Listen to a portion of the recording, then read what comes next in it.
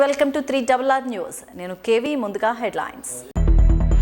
విశాఖ దక్షిణ నియోజకవర్గ ఎమ్మెల్యే వాసుపల్లి గణేష్ కుమార్ పై ఫైర్ అయిన 39వ వార్డ్ కార్పొరేటర్ మహమ్మద్ సాదిక్. మేము మీలాగా ప్యాకేజీల కోసం పనిచేసే వాళ్ళం కాదు వెల్లడించిన విశాఖ దక్షిణ నియోజకవర్గ సీనియర్ వైసీపీ నేత సీతంరాజు సుధాకర్. ఏపీలో ఇంకా ఆడడానికి ఏముంది సీఎం జగన్మోహన్ రెడ్డి అంటూ ఫైర్ అయిన రాష్ట్ర తెలుగు మహిళా అధ్యక్షురాలు అనిత. అల్లూరి సీతారామరాజు జిల్లా రాజవొమ్మంగిలో గల రాజవొమ్మంగి జడ్డంగి పోలీస్ స్టేషన్లను అకస్మాత్తుగా ఏఎస్పీ జగదీష్ హడహళ్లి రికార్డులు తనిఖీ చేశారు. డివిజన్లో బెల్ట్ షాపులపై ఎక్స్చేంజ్ పోలీస్ డిపార్ట్మెంట్ వారితో ఉక్కుపాదం మోపుతామని, లైసెన్స్ లేకుండా మద్యం అమ్మేవారిపై కేసులు పెట్టడం జరుగుతుందని, ఏజెన్సీ ప్రాంతాల్లో రహదారులు లేని గ్రామాల వారికి దుప్పట్లు, వాలీబాల్ కిట్లు పంపిణీ చేసి అనంతరం 10th పాస్ అయి ఖాళీగా ఉన్న విద్యార్థులు SST GD ఉద్యోగులకు ప్రిపేర్ అయ్యే వారికి స్క్రీనింగ్ టెస్ట్ నిర్వహించారు. ఏజెన్సీలో పనిచేస్తున్న పోలీస్ డిపార్ట్మెంట్ వారికి ఏజెన్సీ అలవెన్స్ మళ్లీ తిరిగి ఇస్తున్నారని మీడియాకు తెలపడం జరిగింది. జడ్డంగిలో పోలీస్ స్టేషన్ కి ఎదురుగా జాతీయ రహదారిపై నూతన పోలీస్ చెక్ పోస్ట్ ను ప్రారంభించారు. ఈ కార్యక్రమంలో సిఐ స్వామినాయుడు, SI రఘునాథరావు, వెంకయ్యలు, SB దుర్గారావు తదితరులు పాల్గొన్నారు. అలాంటప్పుడు మాకు ఏజెన్సీ అలవెన్స్ తీస్తారు, మాకు అవి కల్పిస్తే బాగుంటుంది అనేసి డిపార్ట్మెంట్ వారు అడుగుతున్నారు సార్. దాని మీద మీ స్పందన ఏంటండి?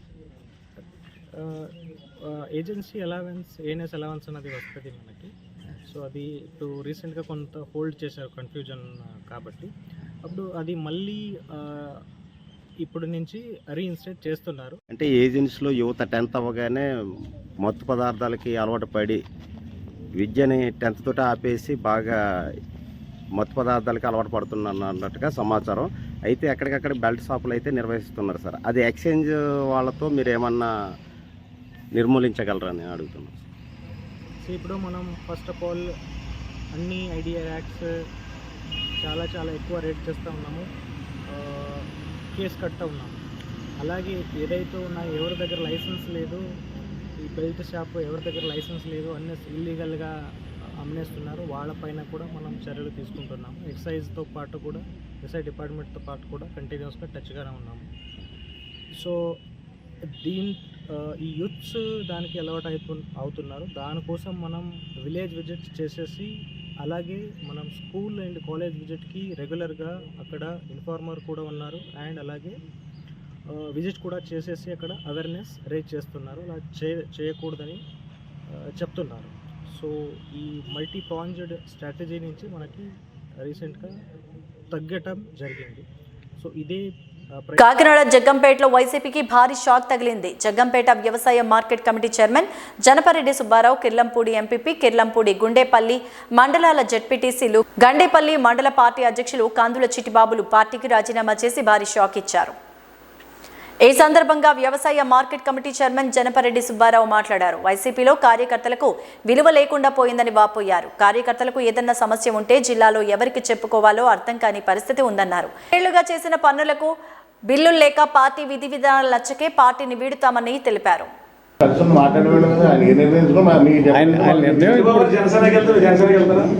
అదే అన్నానండి, భవిష్యత్ మా కార్యకర్తల నిర్ణయం ప్రకారం మేము నడుచుకుంటాం. ఫస్ట్ వాళ్ళ అభిప్రాయాలు ఇప్పుడు నేను మా అభిప్రాయం నేను వెళ్ళి చెప్తాను వాళ్ళకి, ఇలా జరిగింది, ఇది సమస్య అని.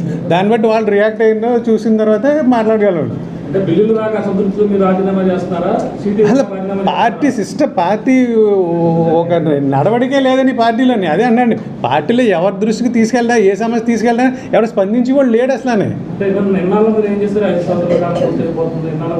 అదే కానీ నేను అన్నాను, నేను నా బిల్లులు తెచ్చుకోవడానికి నేను కోర్టుకి వెళ్ళి తెచ్చుకున్నాను అంటున్నాను. అలాగే నేనేం ఏ రోజు పార్టీలో ఉన్నాను కాబట్టి ఏ రోజు విమర్శించలేదు. నేను మంత్రులు అడిగాం, మేము జిల్లా పరిషత్ మీటింగ్లో కూర్చున్నాం. అందరినీ కూర్చోబెట్టి ఒక మీటింగ్ పెట్టి అసలు మీ అభిప్రాయం ఏంటి, చంద్రబాబు గారు ఎలా ఉన్నారు, మేము ఎలా చేద్దాం అనుకుంటున్నాం, ఇలా చేస్తే మీ అభిప్రాయాలు ఏంటి అడిగిందే ఎవరు అసలు ఇక్కడ.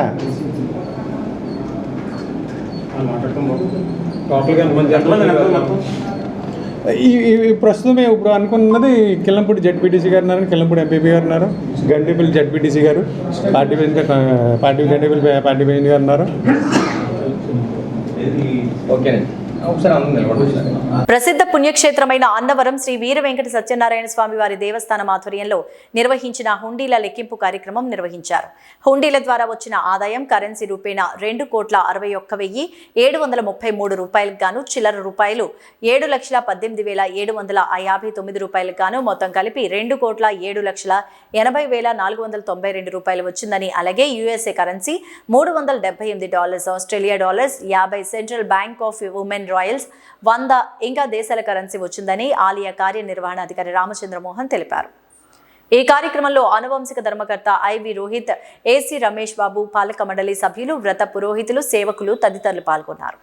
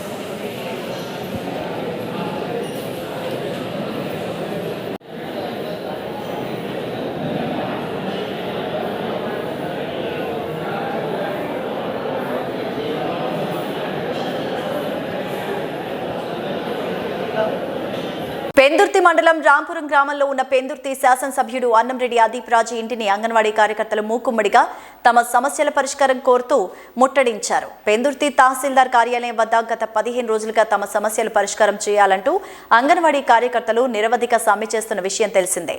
తమ పోరాటం ప్రారంభించి 15 రోజులు గడుస్తున్న స్థానిక ఎమ్మెల్యే కానీ రాష్ట్ర ముఖ్యమంత్రులు, మంత్రులు ఎవ్వరూ కూడా స్పందించకపోవడంతో పెందుర్తి జోన్ అంగన్వాడీ కార్యకర్తలు ఎమ్మెల్యే ఇంటిని ముట్టడించి తమ నిరసన తెలిపారు. ఈ సందర్భంగా రాష్ట్ర అంగన్వాడీ కార్యకర్తల గౌరవ సలహాదారిని కె బృంద, పెందుర్తి జోన్ అంగన్వాడీ కార్యకర్తల నాయకురాలు లెక్కల దేవి మాట్లాడారు. అంగన్వాడీ కార్యకర్తల సమస్యలు పరిష్కరించడంలో రాష్ట్ర ప్రభుత్వం ఘోరంగా విఫలమైందని ఆవేదన వెలిబుచ్చారు. జగన్మోహన్ రెడ్డి గారికి అనిపించలేదు. ఎందుకు మన మీద మంచి దృష్టి లేకుండా చెడు దృష్టితో మనం చూస్తున్నారు.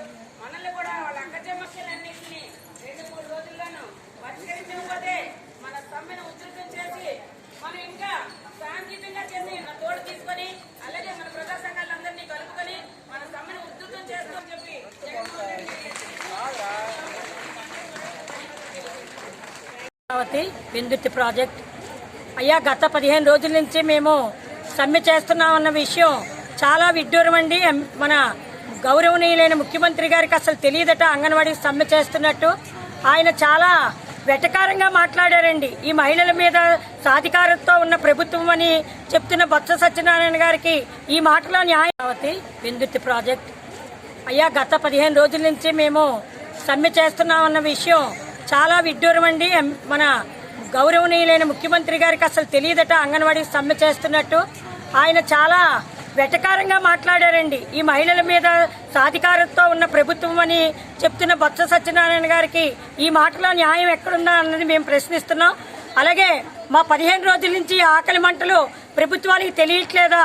మంత్రి రోజా గారితో కలిసి మన ముఖ్యమంత్రి గారు నిన్న క్రికెట్ ఆడుతున్నారు అంటే మహిళలందరూ ఆకలి మంటలతో రోడ్ల మీద అలమటిస్తుంటే ఆయన విలాసం కోసం ఆటలాడడం ఏమైనా బాగుందా అన్నది కూడా మేము ప్రశ్నిస్తున్నాం.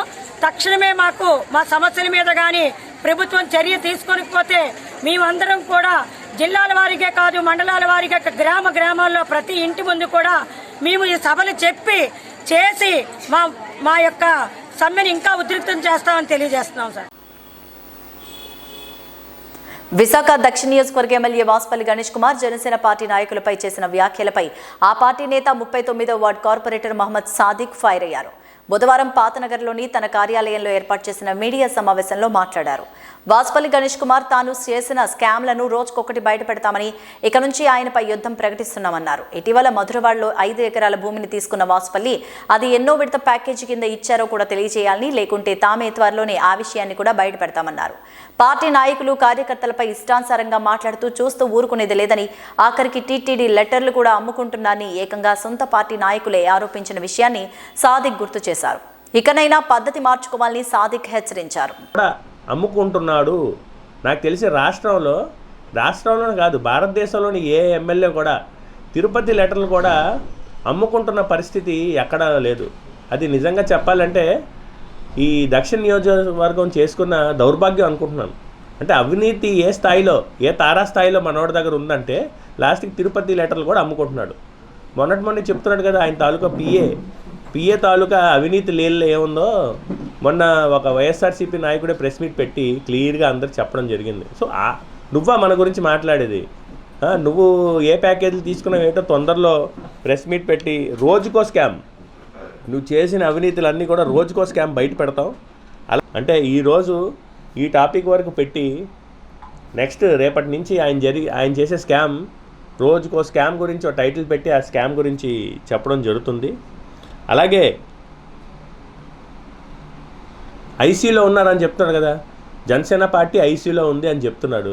మరి నువ్వు ఏ ఐసీయూలో ఉన్నావో రానున్న ఎన్నికల్లో జస్ట్ ఇప్పుడు ఎలక్షన్ అయిన తర్వాత 3 నెలల్లో ఎవరు ఐసీయూలో ఉన్నారో, ఎవరు బలంగా ఉన్నారో ప్రజలే తేలిస్తారు. నువ్వెందుకు చెప్పడం? ఐసీయూలో ఉన్న పార్టీ అని నువ్వు అంటున్నావు, ఎందుకు ఆ పార్టీ గురించి చర్చించాల్సిన అవసరం నీకేంటి? అందరూ ఈరోజు నాయకులందరూ కూడా వైఎస్ఆర్సీపీ పార్టీని వదిలేసి వెళ్ళిపోతున్నారు. వైఎస్ఆర్సీపీ పార్టీ ఒక మునిగిపోతున్న పార్టీ అని చెప్పేసి ప్రతి ఒక్కరు కూడా అనుకొని పారిపోతున్నారు. ఎందుకురా బాబు, వైఎస్ఆర్సీపీ పార్టీ టికెట్ మీద కంటెస్ట్ చేయాలి అంటే రాజకీయానికి గుడ్ బై చెప్పినట్టే అని చెప్పి ప్రతి ఒక్కరు భావించి ఈరోజు వైఎస్ఆర్సీపీ పార్టీ వదిలి వెళ్ళిపోతున్నారు. ప్రతి ఒక్కరు కూడా రానున్న రోజుల్లో ఎలక్షన్ దగ్గర అయినప్పటికీ వైఎస్ఆర్సీపీ పార్టీకి క్యాండిడేట్స్ కూడా దొరకదు అన్న పరిస్థితి కూడా వస్తుందేమో అని చెప్పేసి నాకు ఆశ్చర్యంగా ఉంది. అలాగే ఐసీయూ అంటున్నాడు కదా, ఎవరైతే గత 2019లో ఈ పార్టీకి వైద్యం చేశాడో ఆ డాక్టర్, ఆ వైద్యుడు ఎవరైతే ప్రశాంత్ కిషోర్, ఆయనే చేతులు ఎత్తి పారిపోయాడు. మొన్నటి మీరే చూశారు. వైఎస్ఆర్సీపీ పార్టీకి వ్యూహకర్త అని చెప్పేసి జగన్మోహన్ రెడ్డి 2019లో ప్రజలందరికీ అలాగే వాళ్ళ పార్టీ శ్రేణులందరూ చెప్పాడు, ఆయనే మా పార్టీ తాలూకు వైద్యుడు అంటారు. ఆయన అంటున్నాడు ఐసీయూ, ఆ ఐసీయూలో ఉన్న డాక్టరే పారిపోయాడు. ఈ పార్టీకి చేస్తున్న వైద్యం. ఇప్పుడు వైఎస్ఆర్సీపీ పార్టీకి ఒక క్యాన్సర్ వ్యాధి అనేది పట్టుకుంది. ఇది మేకపోత గాంభీర్యం తప్ప లోపల నుంచి పార్టీ అంతా కూడా డొల్ అయిపోయింది. సో అందుకోసం రానున్న రోజుల్లో వేలల్లో లెక్కెట్టే సీట్లకి వైఎస్ఆర్సీపీ పార్టీ పరిమితం అయినా ఆశ్చర్యం లేదు. సో అందుకోసమే మీడియా ద్వారా ఒకటే చెప్తున్నాను, వాసుపల్లి గణేష్ కుమార్ ఖబర్దార్. రెండో విషయం, ముక్కసూటిగా నువ్వు చర్చకు రెడీయా?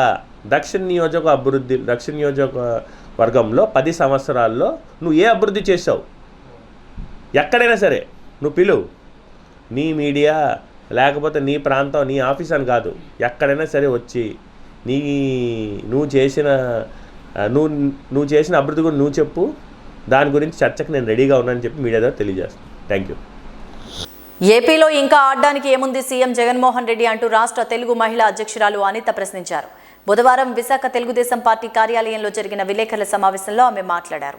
నేను ఉన్నాను, నేను విన్నాను అని చెప్పి ఎన్నికల్లో గెలిచిన తర్వాత అన్ని వర్గాల ప్రజలను జగన్ మోసం చేసి ఆడుకున్నారని ఆరోపించారు. ఇప్పుడు ఎన్నికల దగ్గర పడుతున్న సమయంలో ఆడుదాం ఆంధ్ర అనే ప్రోగ్రాం పెట్టడం హాస్యాస్పదమన్నారు. 4.5 ఏళ్లుగా ఆంధ్రప్రదేశ్ ప్రజలతో జగన్ ఆటలు ఆడుకుంటున్నారని, ఆశా వర్కర్లు, మున్సిపాలిటీ, అంగన్వాడీ కార్యకర్తలతో సైకో జగన్ ఆడుకుంటున్నారని, ప్రభుత్వ ఉద్యోగులకి సమయానికి జీతాలు ఇవ్వకుండా ఇబ్బందులు పెడుతున్నారన్నారు. మళ్లీ ఆడుదాం ఆంధ్ర పేరిట 100 కోట్ల ప్రజాధనం దుర్వినియోగం చేస్తున్నారంటూ ఆరోపించారు. నుంచి నేను ఉన్నాను, నేను విన్నాను, నేను అది చేసేస్తాను, ఇది చేసేస్తాను అని చెప్పి ప్రగల్భాలు పలికి పరిపాలన చేతకాక ఇంకో 2-3 నెలల్లో ఎలక్షన్కి వెళ్ళబోతూ ఉంటే అధికమైన సమస్యలన్నింటినీ కూడా పక్కదోవ పట్టించడానికి, ప్రజలు ఎదుర్కొంటున్న సమస్యలన్నీ కూడా పక్కదోవ పట్టించడానికి, అదేవిధంగా ఎన్నికల తాలూకా స్టంట్లో భాగంగా ఈరోజు అతనికి తెలియకుండానే అతను చేస్తున్న పనిని ఒక పథకం కింద, ఒక స్కీమ్ కింద 100 కోట్లు ఖర్చు పెట్టి మరి బయటకు తీసుకొచ్చాడు. అది ఏంటో తెలిసిన పథకం ఆడుదాం ఆంధ్ర. అసలు నిజంగా నాకు ఈ పథకం అదే పర్టికులర్గా ప్రోగ్రాం పేరు విన్న వెంటనే నేనైతే ఫస్ట్ నవ్వుకున్నా. ఈ కొత్తగా పెట్టడం ఏముంది ఆడుదాం ఆంధ్ర అని? 4.5 సంవత్సరాలుగా నువ్వు చేస్తున్న పని అదే కదా జగన్మోహన్ రెడ్డి, సైకో జగన్. 4.5 సంవత్సరాలుగా ప్రజల జీవితాలతో ఆటలాడుకుంటూ, ఆంధ్రప్రదేశ్ రాష్ట్ర ప్రజలతో జీవితాలతో ఆటలాడుకుంటున్న నువ్వు ఈరోజు స్పెషల్గా మళ్ళీ ఆడుదాం ఆంధ్ర అని ఒక ఎన్నికల స్టంట్ని బయట తీశాడు. అసలు ఎందుకు ఇది ఎన్నికల స్టంట్ అన్నాను, అసలు ఏంటి ఆడుతున్నాడు అన్నది ఒకసారి వివరాల్లోకి వెళ్తే, ఫస్ట్ మనం జాగ్రత్తగా పరిశీలిస్తే ఈ ఆడుదాం ఆంధ్ర అన్న పదం అతని తాలూకా నైజానికి సంబంధించి బయటకు ఉద్భవించిన ప్రోగ్రాం ఇది. ఎందుకంటే మీరు అబ్జర్వ్ చేయండి, ఎన్నికలు అయిన తర్వాత ఫస్ట్ ఆడుకున్నది అతని తల్లితోనే, అతని చెల్లితోనే. తర్వాత వెంటనే అక్క చెల్లెమ్మల దగ్గరికి వచ్చాడు, రాష్ట్రంలో అక్క చెల్లెమ్మల దగ్గరికి వచ్చాడు. అక్క చెల్లెమ్మలతో ఎలా ఆడుకున్నాడు? కల్తీ మద్యం ప్రవేశపెట్టి తాలిబొట్లు తెగిపోతూ ఉంటే ఒక రాక్షస ఆనందం పొంది ఆటోమేటిక్గా అక్క చెల్లెమ్మల జీవితాలతోని, వాళ్ళ పిల్లల జీవితాలతోని కూడా ఆడుకున్నాడు. మేనమావని పిలిపించుకొని పిల్లల చేత నాడు నేడు స్కీమ్ అని చెప్పి కల్తీ పనులన్నీ చేయించి, నాశరకమైన పనులన్నీ చేయించి ఈరోజు ఆ నాడు నేడు బడుల్లో కూడా కూలిపోతుంటే పిల్లలు ప్రాణాలు పోయే పరిస్థితిలో ఉండి ఆ తల్లుల గర్భశోకంతో ఆడుకున్నాడు. మనం ఇంకా వివరాల్లోకి వెళ్తే అంగన్వాడీ కార్యకర్తలు ఈరోజు 4.5 సంవత్సరాలుగా నువ్వు చేసిన మోసాన్ని గ్రహించి ఈరోజు ఎంతోమంది అంగన్వాడీ కార్యకర్తలు రోడ్ల మీదకి వచ్చి వినూత్నంగా వాళ్ళందరూ కూడా నిరసనలు తెలియజేస్తూ ఉంటే ఈ రోజుకి కూడా వాళ్ళ గురించి పట్టించుకునే నాదుడు లేక వాళ్ళ జీవితాలతో ఆడుకున్నాం. ఆశా వర్కర్లు మనందరికీ తెలిసిందే, ఆఖరికి మున్సిపల్ వర్కర్స్. ఇందాకే మా పత్రికా సోదరుడు అంటున్నారు, ఏంటి అందరూ మా పలుచగా ఉన్నారంటే ఎక్కడ చూసినా ధర్నాలే పడుతున్నాయండి, ఎక్కడ చూసినా నిరసనలే కనిపిస్తున్నాయి, దట్స్ వై మేము అది కవర్ చేసుకోవడానికి వెళ్ళామండి అని. సిగ్గనిపించట్లేదా జగన్మోహన్ రెడ్డి? ఎన్టీఆర్ జిల్లా కొత్తరెడ్డిగూడెం గ్రామంలో ధాన్యం కొనుగోలు కేంద్రాన్ని పరిశీలించిన అనంతరం రెడ్డిగూడెం మండల జెడ్పీటీసీ పాలంకి విజయభాస్కర్ రెడ్డి మాట్లాడారు. ఎమ్మెల్యే వసంత వెంకట కృష్ణ ప్రసాద్ ఆదేశాల మేరకు తడిసిన రంగు మారిన తేమ శాతం అధికంగా ఉన్నా కూడా ఎటువంటి అభ్యంతరాలు పెట్టకుండా ప్రభుత్వమే కొనుగోలు చేయడం జరుగుతోందని, ధాన్యం మిల్లుకు చేరిన 3వ రోజునే రైతుల అకౌంట్లో డబ్బులు జమ అవుతున్నాయని, టీడీపీ వారు మాట్లాడుతున్న మాటలు నిరాధారమైనవని నమ్మొద్దని, రైతులు ఎవరూ ఆందోళన పడనవసరం లేదని తెలిపారు. కార్యక్రమంలో తిరుపతిరావు, భారత్ కుమార్ రెడ్డి, చాట్ల రాబర్ట్, వరప్రసాద్ రెడ్డి, వెంకటరెడ్డి, వీరస్వామి, వెంకటేశ్వర రెడ్డి, శ్రీనివాస్ రెడ్డి, అంజిరెడ్డి, గోపిరెడ్డిలు పాల్గొన్నారు. తడిచిన ధాన్యమైనా తేమ ఎక్కువ శాతం ఉన్నా కూడా, రంగు మారినా కూడా రైతుల శ్రేయస్సు దృష్టిలో పెట్టుకొని మరి రైతాంగం యొక్క ప్రతి గింజ కాటాయమని ప్రభుత్వం ఆదేశించిన మేరకు ఈ మండలంలో ఈ రోజుకు నిర్విఘ్నంగా తుఫాను ఉన్న టైంలో కూడా మరి మేమంతా ధాన్యం కొనుగోలు సెంటర్లు ప్రారంభించి మరి వాతావరణ ప్రతికూల పరిస్థితులు ఉన్నా కూడా తేమ శాతం ఉన్నా కూడా కాటాలు వేయటం ప్రారంభించడం జరిగింది. మరి అక్కడ నుంచి మరి తుఫాన్ వెళ్ళిపోయినా కూడా మరి ఆరుదల జరిగినటువంటి పంటలన్నీ కూడా ప్రతి గ్రామంలో, ప్రతి పీపీసీ సెంటర్లో కూడా నిర్విఘ్నంగా కాటా వేయడం జరుగుతూ ఉంది. అదే కాకుండా మరి ఏదైతే తుఫానుకి పంట నష్టం వరి దెబ్బతిందో మరి ప్రభుత్వం ముఖ్యమంత్రి గారి ఆదేశాల ప్రకారం ఇవాళ వ్యవసాయ శాఖ అధికారులంతా పొలాల్లోకి వెళ్ళి రైతాంగానికి నష్ట పరిహారం ఇచ్చే దానికోసం మరి అంచనాలు వేయటం కూడా జరిగిపోయింది. మరి రాబోయే కాలంలో ఖచ్చితంగా ముఖ్యమంత్రిగా చెప్పారు, ఖచ్చితంగా పంట నష్టపరిహారం రైతాంగానికి జనవరి పండుగలోపే వేస్తానని చెప్పడం జరిగింది. ఖచ్చితంగా ఎన్టీఆర్ జిల్లా నందిగామ పట్టణంలో శాసనసభ్యులు మొండితోక జగన్మోహన్ రావు కార్యాలయాన్ని అంగన్వాడీ టీచర్లు మరియు సిబ్బంది ముట్టడించారు. న్యాయపరమైన తమ డిమాండ్లను వెంటనే నెరవేర్చాలని, గత ప్రభుత్వం 1500 జీతం ఇస్తే కేవలం 1000 రూపాయలు మాత్రమే పెంచి తమతో గొడ్డు చాకిరీ చేయించుకుంటోందని గత 20 రోజుల నుంచి నిరసన తెలియజేస్తున్నప్పటికీ స్థానిక శాసనసభ్యుడు కనీస స్పందన లేదని ఆగ్రహాన్ని వెలిబుచ్చారు.